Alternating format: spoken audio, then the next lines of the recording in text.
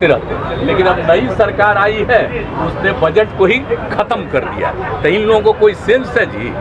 आज जो है प्रधानमंत्री, उनको सोचना चाहिए ना कि उनके राज्य में कितना विकास के लिए गए, कितना काम किया। इन सब चीज़ों को तो यादें नहीं रखेंगे, तो छोड़िए ना, हमको उन सब की बात नहीं है। लेकिन मुझे बड़ी तकलीफ हुई, और मेरे कार्यकाल में जब हुआ तो आप समझ लीजिए रिजाइन करने वाले बहुत कम, 1-2 लोग थे, और हमने कहा कि हम किसी कीमत पर, और उसके बाद में सब चीज़ को कितना संभाला। अब अभी हो रहा है, अच्छा नहीं लग रहा। हम तो कुछ कहते नहीं हैं, हमको उस पर दुख प्रकट किया, हमने तो कुछ नहीं कहा।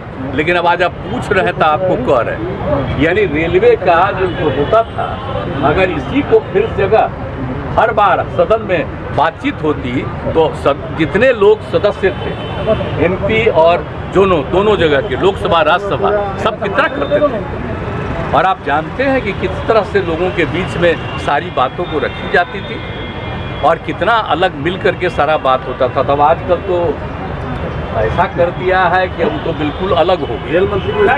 इस्तीफा देना चाहिए साहब।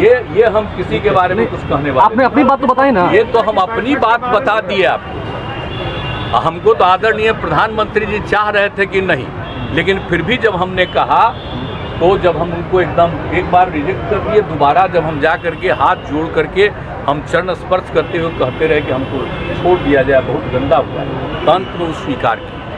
तो बात अलग है, हम किसी को क्यों कहेंगे आप करिए नहीं करिए, लेकिन हम कह रहे हैं क्या रेलवे का जो बजट पेश होता था, वो तो उस तरह का प्रावधान नहीं ना होता है जी। नहीं तो एक चीज़ बात तो सबको मालूम होता। और आप जानते हैं इस देश में सबसे पुराना जगह क्या है? रेल है।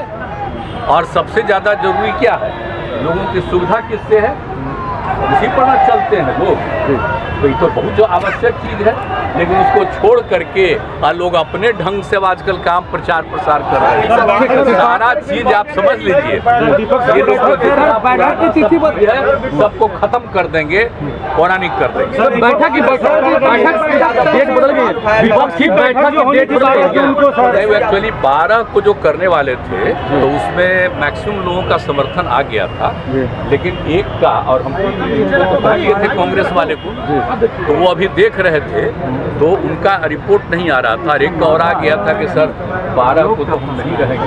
कल भी हमारी बातचीत हुई है, तो युवा को अभी अब 12 छोड़ दिया जाए। फिर हमने कांग्रेस पार्टी को कहा है कि आप लोग भी बात कर लीजिए और देख लीजिए, उसके बाद का जो डेट तय हुआ